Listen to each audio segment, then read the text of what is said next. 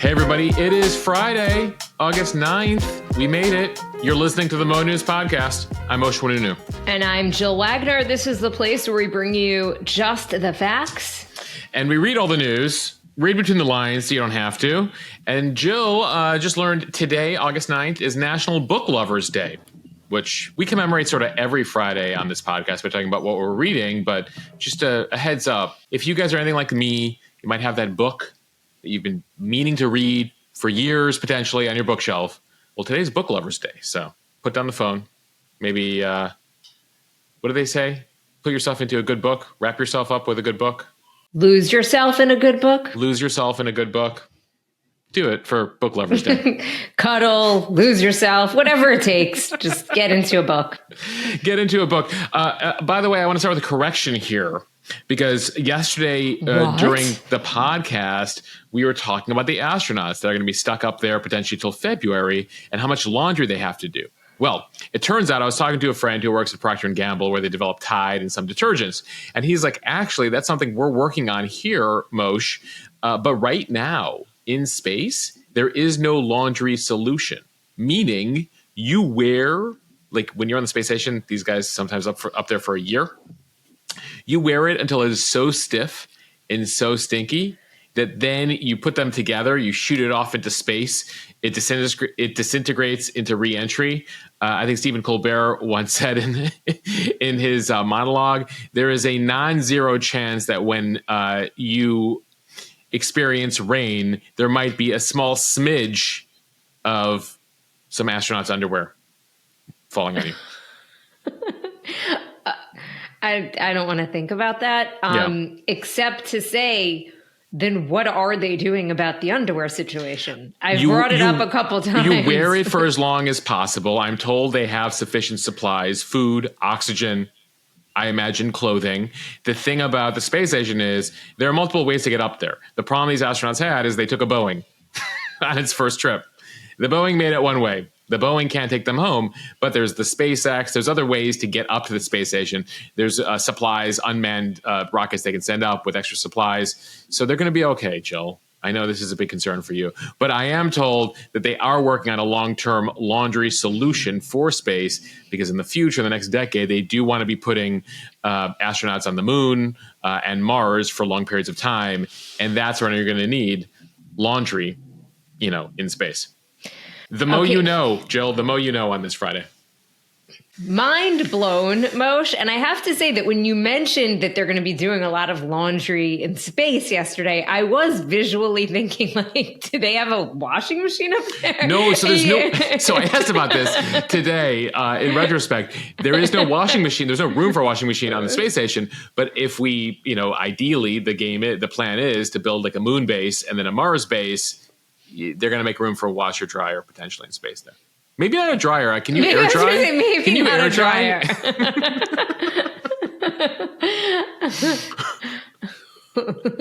I feel like the washer is much more important than the dryer. Yes. All right. We got other news. Okay. Now to the actual headlines. Let the debates begin. It's looking like we could have up to 3 head-to-head matchups before Election Day as Donald Trump recommits to at least one debate and says that he is up for 2 more. So now we'll see if Kamala Harris is on board. Meanwhile, the Harris campaign on defense about the war in Gaza as she tries to solidify exactly what her policy is when it comes to the Middle East and looks to appease both the left wing of her party and the moderates. We're also learning more about the plot to blow up the Taylor Swift concert in Vienna. Turns out one of the suspects worked at the venue. And the other one was living with his parents and putting together explosives. In Bangladesh, the country's small Hindu minority under attack in the Muslim nation after the prime minister was ousted. Plus, the U.S. is now warning Iran of a, quote, serious risk if it conducts a major attack on Israel. Yeah, this is something we're watching this weekend. They think if it happens, it might happen this weekend. On Wall Street, the best day since 2022 on Thursday. Yes, it has been a wild week. We'll tell you why analysts say this could be the new norm. If you listen to this podcast on Monday, we were thinking it might go in this direction. In Olympic news, the U.S. men's basketball team mounted a massive comeback to beat Serbia and now heads to the finals. And here's a new one. New York City's Ice Cream Museum is being sued by a man who says that he broke his ankle jumping into a pool of sprinkles. Don't take the Ice Cream Museum literally when they say jump in. Lesson. And it is Friday. Cheers to the freaking weekend. What we are watching, reading, and eating. It's Book Lovers Day, Jill. All the focus is on the reading. Okay, let's start with politics, as we'll likely be doing many days between now and the presidential election, which is just about 87 days away. On Thursday, former President Trump held an hour-long press conference from his estate at Mar-a-Lago, Florida, in which he recommitted to a debate with Vice President Kamala Harris on ABC on September 10th. He also said he would participate in another debate on September 25th on NBC and on Fox News on September 4th. Harris's campaign has agreed to the ABC debate on September 10th, which President Biden had agreed to when he was the candidate, and then Trump had seemed to back away from it. But now, again, he said he is game for 3 debates. Trump said his campaign had spoken with the heads of ABC, NBC, and Fox, and he's agreed to the rules and the format. The only question is whether or not an audience will be in attendance. So, Moshe, if Harris agrees to the debates, which she likely will, I think, that means we could get 3 head-to-head debates between Trump and Harris this season, which would be good news for voters, given this truncated election season. Just a chance, again, for the candidates to really have to answer some policy questions. Well, they'll be asked policy questions. Whether they answer those policy questions is another matter. Though I imagine we won't see a repeat of Harris and Trump talking about their golf games like Biden and Trump did back in June. Right now, we know there will likely be one debate, right? That September 10th debate, they've both now agreed to. Trump had backed out. Now he's back in. Now he's times 3, right? Unclear whether Harris will be willing to do more than one debate here. We're hearing that she is talking to NBC about that second debate. It's clear that she probably doesn't want to do that Fox debate in early September. And then we'll also separately likely have a VP debate on CBS between J.D. Vance and Tim Walz. So it'll be a busy September for us here. And I imagine this will likely see that first Harris-Trump debate might see record ratings, Jill, given how new it'll feel. Right. And as Harris has been climbing in the polls, Trump says he is looking at the debates to, quote, set the record straight about Harris. He has accused her of avoiding media interviews, something that J.D. Vance also said earlier this week, that she hadn't done an interview since late June. So more than 6 weeks now. And according to campaign officials, she might not do one until Labor Day.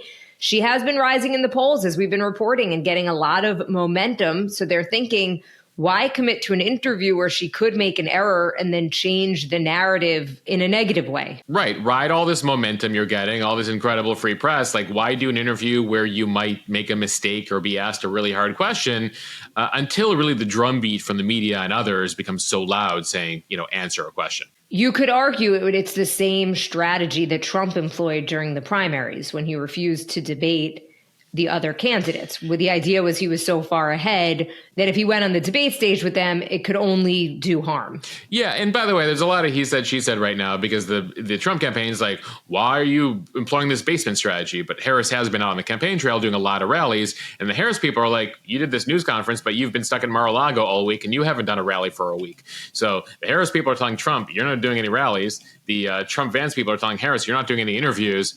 I don't know that it matters to that many voters right now. But I will say, Jill, she should do one soon because that only ups the pressure. The longer she waits for the interview, that interview becomes a bigger deal. Remember that ABC interview Biden did after that, disastrous debate. It was a huge deal, even though it was just an interview, because he had waited so long and there was so much pressure there. Harris, it would behoove her probably to do some local interviews or do some interviews in the interim to sort of take the air out of the balloon. So right now, Harris and Trump are neck and neck. Harris is even leading in many of these swing states that will decide the election. Some other takeaways from Trump's more than hour-long news conference. He pushed back repeatedly on the idea that Harris was generating as much or more enthusiasm than he was, and bragged about his own events. He said he has gotten the largest crowds in world history at his events. That's what he said. In all countries around the world, in the history of time, you've never seen anything like Trump rallies. He likes to talk about his crowds. We've known this going back to 2015, 2016. In his answers yesterday, he threw some numbers out there that cannot be verified.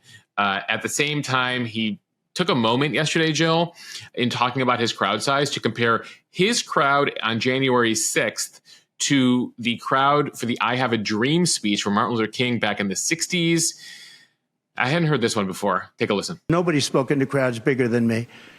If you look at Martin Luther King, when he did his speech, his great speech, and you look at ours, same real estate, same everything, same number of people, if not, we had more.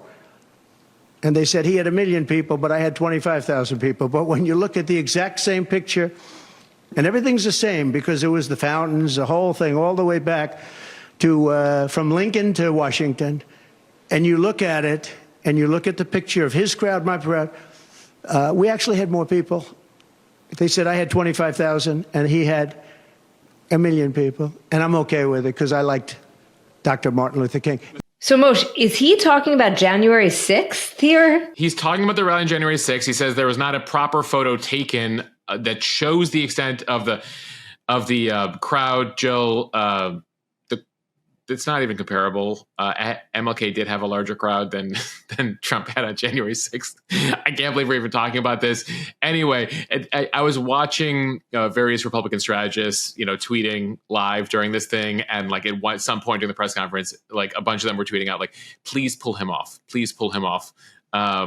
Because one of the big things happening with the Trump campaign right now is they trying to get him disciplined. They feel that, they have a very truncated timeline here to define Kamala Harris and win this election. And they had Biden defeated. Harris is a new candidate. She's much stronger. They've seen in polls. She's pulling more voters, more women, better minorities, more of the base, more energy among young people. So they're generally concerned here, but they think they have a line of attack. The Republicans do, saying, she's too liberal, she doesn't have experience. Do you want her running the world? There's certain lines of attack that they think will play into Trump's advantage. And they're frustrated right now, certain people in Trump world, that he is like coming up with random nicknames for her. He's like questioning whether she's black or how she recently became black from India. Anyway, they're just like, can you focus on the issues, please? And there were times during that news conference where he did. And then there were times where he's comparing his crowd size to Martin Luther King. And so we'll see if they're able to define that, because they've run a pretty disciplined campaign. They were doing a pretty good job there. Now they have a new candidate. And the Washington Post reports yesterday that Trump apparently has called people recently being like, this is really unfair. I had Biden defeated and now I have to beat somebody else. So he's been frustrated for a couple of days, and it sounds like they've been going through a bit of a reset there at Mar-a-Lago. What really struck me, though, was this idea post the assassination attempt that we were going to get this kind of like kinder, gentler, more unifying Trump 2.0. Yeah. Not happening. It didn't happen. It lasted like 36 hours. He got through the first 15 minutes of his speech, even at the convention. And then something switched. And then he just... Trump came back. Yeah, and by the way, he said at rallies recently, he's like, they thought I was going to switch. I'm not changing a thing. So there you have it, folks. For anybody who knows men in their 70s and up, do they change? They don't change. But Trump also talked about the Middle East and said that Harris and Walz would be very bad for Israel and for Jews. The Harris campaign did have to do a bit of cleanup on Thursday on the issue of an arms embargo to Israel. So what happened here? Yeah, so she ran into a bit of trouble here, and she has her advisors doing cleanup. So Kamala Harris, part of the rollout here with Tim Walz going to key battleground states. We told you about this. She was in Michigan. Michigan having a large Muslim population, Arab American population. She spoke briefly before her rally on Wednesday night with members of the Uncommitted National Movement. A couple of these advisors had worked with people like Cori Bush, who just went down to defeat in St. Louis, with Rashida Tlaib, the congresswoman, the Palestinian American congresswoman. They had mobilized a bunch of voters earlier this year to vote uncommitted to show their frustration with President Biden and the war in Gaza. She apparently also heard from families who said they had family members who were killed in Gaza during the war, and they called on her to call for a halt in weapons transfers to Israel. According to the New York Times, she said, I'll consider that. She apparently had them connect with her staff. Well, that detail comes out on Wednesday night, and then cleanup in aisle one on Thursday morning as her advisors are putting out statements saying, no, she's committed to Israel. She's committed to Israel's defense. She does not agree with an arms embargo at all.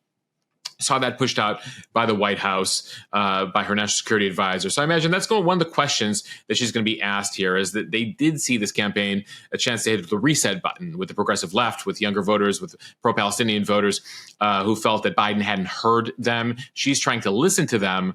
At the same time, Jill, she had these meetings. She listened to them. She connected them with her advisors. She goes up to speak on Wednesday night. And she's interrupted multiple times by anti-Israel protesters chanting genocide, you're supporting genocide.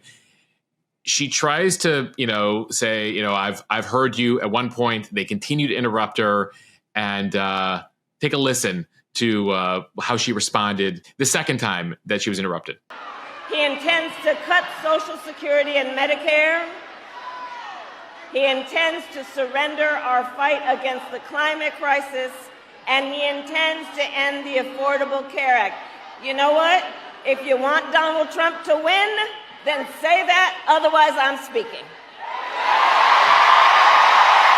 Now, obviously, you're listening to this. You're not seeing this. But Kamala Harris gives them the disappointed mom look, Jill, as people were describing it to me, a death stare for a number of seconds, being like, I can't believe you people. I met with you. You keep interrupting me.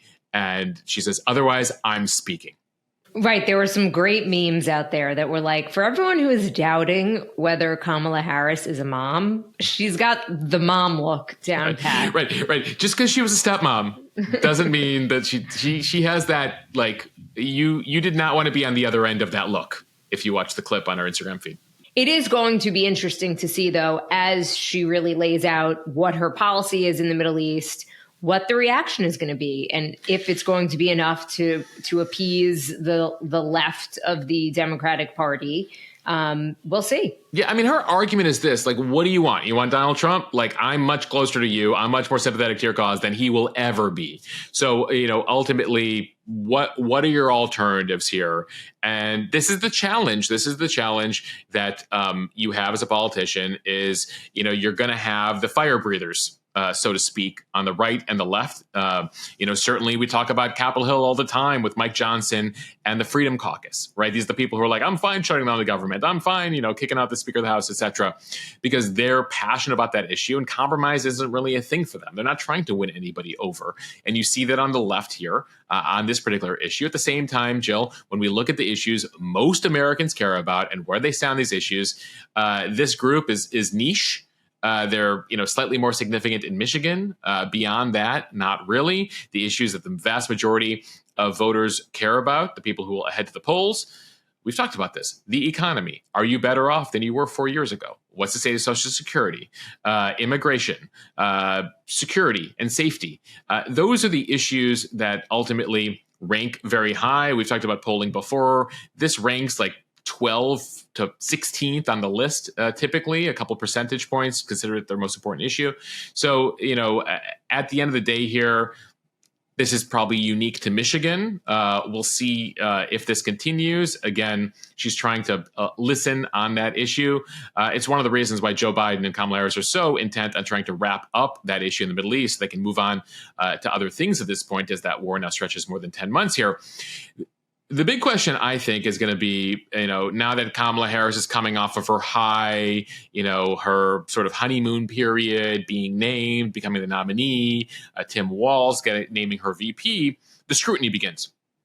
And ultimately, how does she answer those questions? Does she do news conferences? The media here will sort of dictate that. And that's why J.D. Vance has been going to the media being like, why aren't you calling her out? If Donald Trump didn't do a single interview or talk to you guys for 3 weeks, you would make a big issue out of it. So where's the equal treatment here?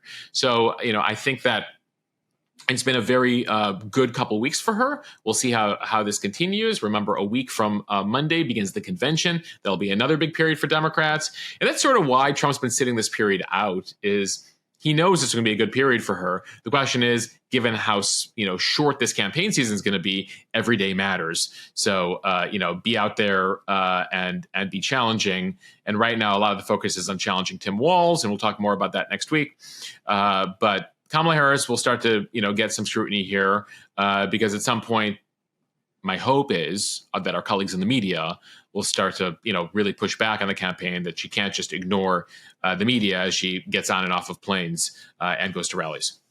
All right, time for the speed read. We're learning more about the plot to attack the Taylor Swift concert in Vienna. From ABC News, authorities on Thursday said that bomb-making materials were found in the home of one of the two people suspected of planning a terror attack on upcoming Taylor Swift concerts, adding that both suspects appeared to be inspired by the Islamic State, or ISIS, and al-Qaeda. The main suspect is a 19-year-old Austrian citizen. He has fully confessed to the attack plans during interrogation, according to the head of Austria's state security, who said the suspect was, quote, clearly radicalized in the direction of the Islamic State and allegedly intended to kill himself and as many people as possible outside of the concert venue using knives and homemade explosives. The 19-year-old had North Macedonian roots. He had been preparing for the attack since late July and drastically changed his appearance. He was researching bomb-making techniques and uploaded to the internet an oath of allegiance to the current leader of the Islamic State. Yeah, apparently he had quit his job, and that's when he changed his appearance. Upon quitting his job, he told his former colleagues, "I'm up to something big." So he was 19 years old. He lived with his parents. The police found machetes, knives, explosives, timers, chemicals to make explosives, and he had about 20,000 euros in counterfeit bills. He apparently had successfully put together some bombs using instructions he found online. And while he didn't have any tickets to the concert, they did find that he had a police siren system, which could have allowed him to flee or enter the site in a car with a police siren to sort of fake them out.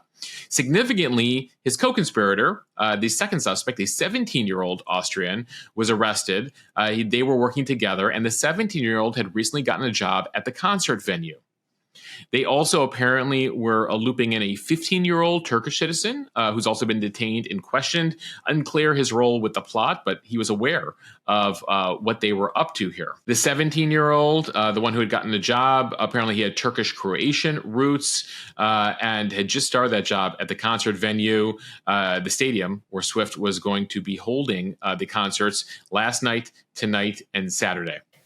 The Vienna shows were expected to draw about 65,000 concert goers per day, with an additional 10 to 15,000 fans outside of the arena. Organizers say they really just had no choice but to cancel for everybody's safety. But needless to say, really disappointing to the Swifties out there, many of whom spent thousands of dollars on concert tickets, hotels, and plane tickets. And Moshe, I know we've been hearing from a lot of them on the mo.news feed on Instagram. Yeah, a lot of disappointment there. I had posted a couple of their messages, and then others said, just enjoy Vienna. There's so many great things to do in Vienna. And some of the Swifties were responding, let us have our moment. This is very disappointing. I was struck by this quote from Mary DePetris. She is in a Swiftie Nation fan group. She was quoted in the New York Times as saying that half the plane on the way to Vienna was crying. It's not about the shows. It's the community coming together and feeling safe at her concerts. The Swifties letting their guard down. And this just shifted all of that. How can we do that now that we feel we are targeted? An estimated 200,000 people were set to come to the shows. Then there are videos. We shared a couple yesterday on the Instagram feed of them, singing together in the streets of Vienna and really coming together because this is a big deal. I mean, some were bringing their kids. Someone was saying, how do I tell my 8-year-old that, we flew around the world to see Taylor Swift about, why this is happening and why she's not going to be able to see her. There's also a street in Vienna, Cornelia Street. So a lot of them were gathering there, hugging, crying, commiserating. So I feel for the Swift fans. Some of these people have been waiting for this show for a very long time. All right, from the New York Times, Hindus in Bangladesh are facing attacks after the prime minister's exit. There has been this long perception that the Hindu minority in the country supports Sheikh Hasina, who resigned her post and fled the country after a popular uprising. And now they are bracing for violent reprisals as the country awaits the formation of a new government. The former prime minister fled Bangladesh on Monday, as we've reported, after a violent crackdown failed to quell a nationwide movement against her government.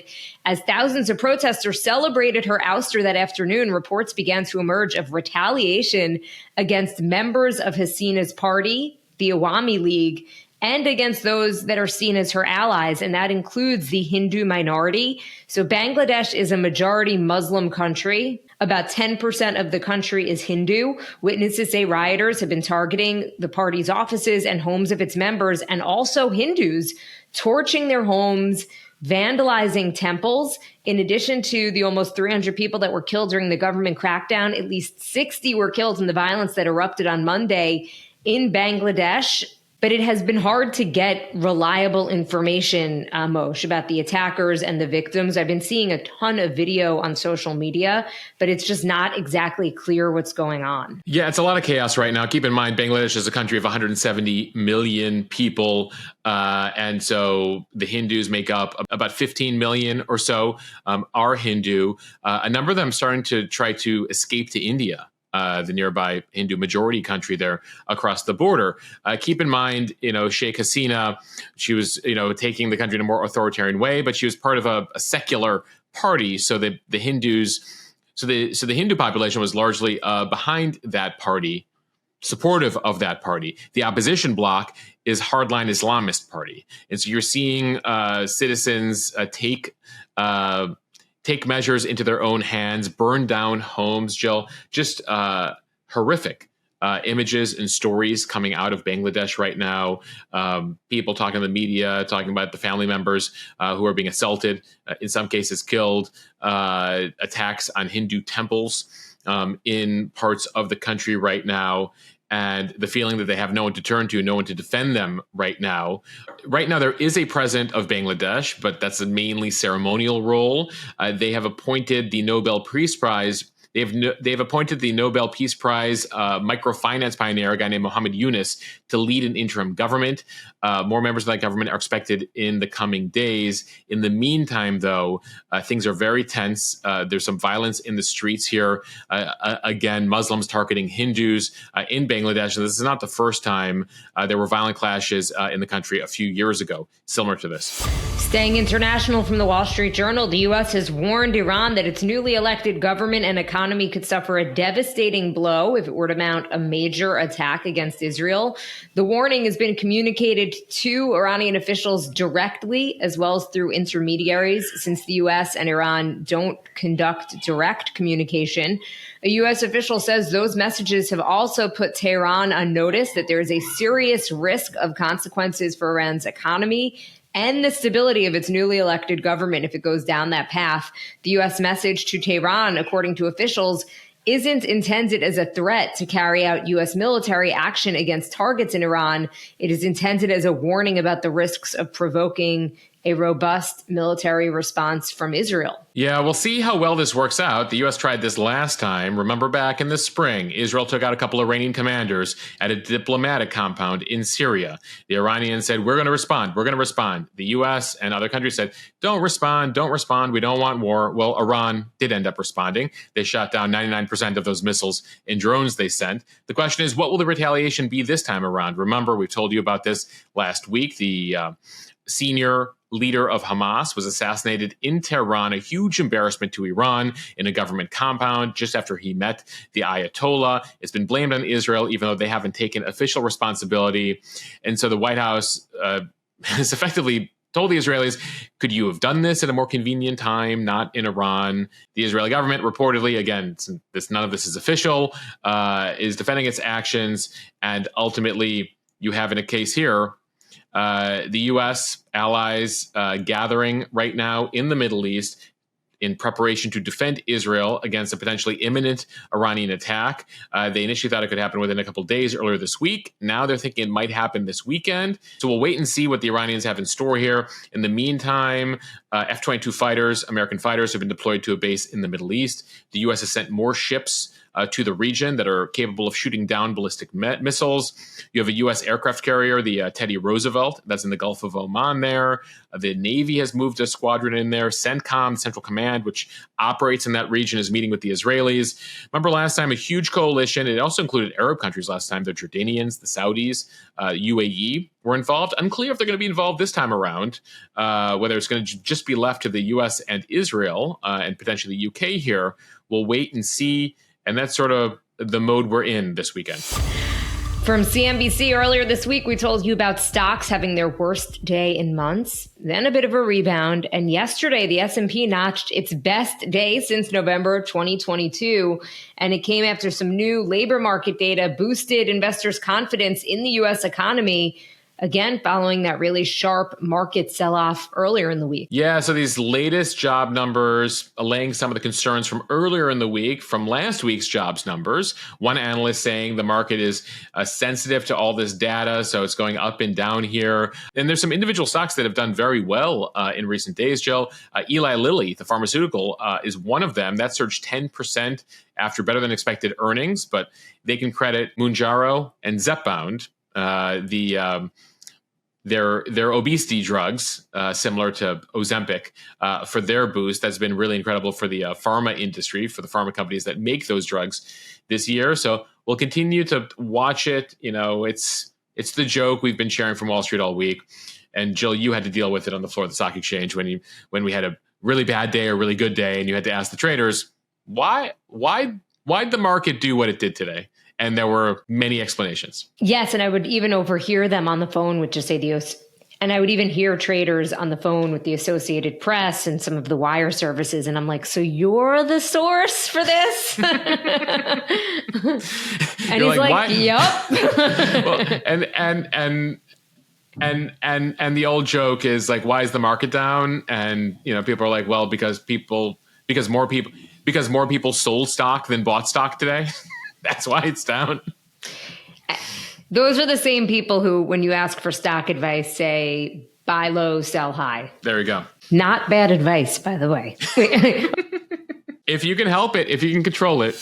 Now to some Olympic news from the Associated Press. An incredible comeback for Team USA's men's basketball. The U.S. trailed by 17 points in the first half, launching one of the biggest comebacks by an American team since NBA players were added to the Olympic mix in 1992. So Serbia led with 11 points with just about 7 minutes remaining. And the rest of the way, it was all the U.S. They scored 6 points in 2 seconds. And just like that, against what looked like overwhelming odds, the U.S. Olympic men's basketball team was on its way to a comeback, to a win, and perhaps to another Olympic gold medal. Steph Curry scored 36 points, including a go-ahead three-pointer with 2 minutes left. Now the U.S. will play for gold in the Paris Games on Saturday night, again after beating Serbia 95-91. Yeah, they'll be taking on the host country, France, tomorrow. So tune in for that. Serbia will then face Germany in the bronze match tomorrow. Sort of reminds me of the Chicago Bulls of the 90s. They would just, I feel like just for fun, get themselves down by like 20 points in the third quarter and be like, should we turn it on? Let's turn it on. And then they would end up winning the game. So you saw the NBA players basically had a wake-up call here, and it would be a huge embarrassment if they were to lose here. So they're going to go for gold like they have many years previous. Meanwhile, one of the other stories we were watching was on the track in the past couple of days. Noah Lyles, who we've already told you won the 100-meter, fastest man in the world. Well, he also ran in the 200-meter and finished in third place. We now know that he tested positive for COVID days in advance of the 200-meter final, but he didn't tell anybody because he did not want to give his competitors an edge. He still was able to pull off the bronze medal, the third fastest time in the world in the 200-meter race. But he tells reporters afterwards, I was just feeling horrible. I knew it was more than just being sore from the 100. I woke up, the doctors tested me. Unfortunately, I was positive. My first thought, not to panic. I've been in worse situations. I've run in worse conditions. And so he says he never considered not running in the event. He's like, no matter what, will run and do this. And so he went ahead and did it. Apparently, the only people who knew he was positive was his medical staff, his coach, his family.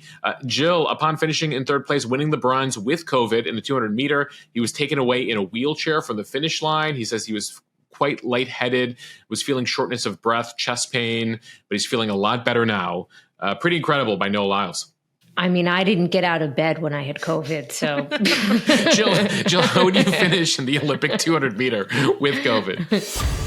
And switching gears, a man who says that he broke his ankle jumping into the sprinkle pool at the Museum of Ice Cream in New York City has now filed a lawsuit alleging that the facility was negligent for not warning visitors that it is unsafe to jump into the sprinkle pool.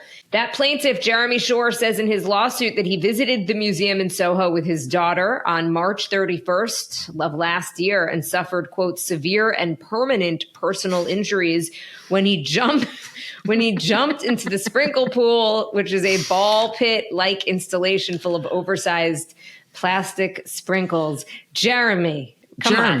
What are you thinking, man? By the way, I should note, I've been to the Ice Cream Museum multiple times. They have events there, etc. I've been in that room. It does not look like you should be jumping in. I'm just saying, logically speaking, with all due respect to Jeremy Shore and his case. But let's see how it goes. He cites a 2019 post on the museum's Instagram account saying customers should be ready to, quote, jump in to the ice cream museum, to the sprinkle pool in the museum. So, it was on Instagram. So there you have it. I think he took it a little too literally. Poor Mr. Shore says that the sprinkle pool encounters left him with injuries that required surgery, may require future surgeries, physical therapy, diagnostic testing, and of course, since he was with his child, the embarrassment of breaking his ankle with this kid watching. He is seeking unspecified damages to cover his medical and legal expenses. Godspeed. My issue with the ice cream museum, with all due respect to the folks over there, is that you actually don't get much ice cream in the museum. Like, I was expecting, like, every room you try a new flavor. Like, that's what I wanted out of the ice cream museum. And it turned out to be, like, a lot of, like, Instagrammable photos. But, like, I was like, where's the ice cream? Like, that's what I want. That's what I came for. Or some really compelling history of ice cream. And I have to say, when I toured it a couple years ago, disappointed. Perhaps, Moshe, you are not the intended audience. I'm just going to throw it out there. Well, if I was a kid, I would want some more ice cream too. If I'm like talking to 10-year-old Mosheh, he also would have wanted like more ice cream. He would have expected more ice cream for the price of the ticket. Yeah, I don't think the ice cream museum can go wrong in offering more ice cream. Yeah. I will say that. I feel like they can get a deal. I feel like there's a sponsorship deal there available for them. All right, it is Friday. Cheers to the freaking weekend. Time for what we are watching, reading, and eating. Okay, Mosheh, kick it off. What are you watching? So a new series comes out next week on Apple TV called Bad Monkey. It's based on a book from about a decade ago. Vince Vaughn stars as a former police detective who has become a restaurant inspector in Florida. It's a comedy, and it comes to Apple from one of the folks who brought us Ted Lasso, Bill Lawrence. So I'm looking forward to that. Jill, what are you watching? So I will definitely be watching the Olympic men's basketball game tomorrow night. And I also have started Veep. Somehow I have gotten through all of these years without ever watching the show. Even though I love Julia Louis-Dreyfus, I love politics. It's sort of everything I'm about. I don't know why I never watched the show. Good question. But you're on it. Yeah, no, I'm on season 2 already. It's the gift that keeps on giving. So enjoy it. And I'll say, I hope you're waiting till like the end of the episode as the credits come up, because they always have like outtakes and like fun moments as the credits are playing. It is genuinely a funny show, and I'm really enjoying it. Okay, Mosheh, it's National Reading Day. What are you reading? So we got a book sent to us by a mo.news fan, Lori Sugarman Lee. She has a new kids book out that she sent us that I read to Olivia this week called Our Home. It's a very sweet book. So that's what I'm reading this week. I'm reading Our Home by Lori Sugarman Lee. She's from my hometown, Chicago, and we'll link to it in the show notes. Jill, what are you reading? So I'm reading this piece in the New York Times. It is called The Emotion I Did Not Expect as a New Parent, Regret. And that really caught my eye because I have been pretty open, not maybe on this podcast, but just when people ask me, I think parenthood is super hard. And especially when I was a new parent, I found that early baby phase to be extremely, extremely difficult. And I think for various reasons, a lot of parents just always are like, everything's great, blah, blah, blah. So this article, at least the title of it, spoke to me. And I just want to read one paragraph. He writes, since my daughter Olivia was born, I've cycled through a huge range of emotions. I expect many of them would be familiar to any parent: joy, exhaustion, deep love, confusion, wonder, exasperation, happiness, sadness. But there is another quieter emotion that comes up every now and then. It is a feeling that is so difficult to talk about, so universally taboo, that I feel nervous expressing it, even to the people closest to me: regret. A fascinating look, anyway, at this author's journey into parenthood. I'll take a look. Okay, Moshe, what are you eating this weekend? Jill, it is officially our last weekend in Brooklyn, New York. We're making the move back into Manhattan in the coming weeks. And so I will be saying goodbye to my favorite ice cream joint here in Brooklyn, Brooklyn Pharmacy. Obviously. Give them a shout out one more time. I love them so much. Their flavors are so good. I'm going to come visit Brooklyn just for the pharmacy. I'm sure Manhattan, though, also is going to have some unexpected unexpected ice cream shops. Yeah, this is the thing. It's Manhattan. There are a lot of options there. But there's a quality to Brooklyn that I really love and I'll miss. And maybe Brooklyn will be back one day. I hope so. But yes, I hear that Manhattan does have some stuff in it. Yeah. Jill, that island, there might be some stores there. 2 million people who live in a very truncated space with some of the best restaurants and food in the world and chefs in the world. Yeah, I'm aware. Jill, what are you eating? So I'm going to be heading out to the North Fork for a few days. So one, I would love some restaurant recommendations or just any type of recommendations that people have for things to do. Send them my way at Jill R. Wagner on Instagram. But from some quick Google searches, I think I'm going to be heading to Claudio's at some point. It's in Greenport. I don't know if you and Alex went there. Are we familiar with Greenport? We got married there, Jill Wagner. Oh, wait, and, but did you go to, okay. And I will tell you this. Everyone is free to send Jill Rex for the North Fork, but my wife, who you're familiar with, Jill, you just text her. She'll send you her entire Google map. She will have more places for you to go to in the North Fork than you will be capable of over a few days, with reviews and what we like at each place, because she keeps a list like that. But the best part is that as I asked my husband, I'm like, what do you want to do? And he was like, literally nothing. I want to sit. I want to sit by the pool. I want to sleep late. I want to relax.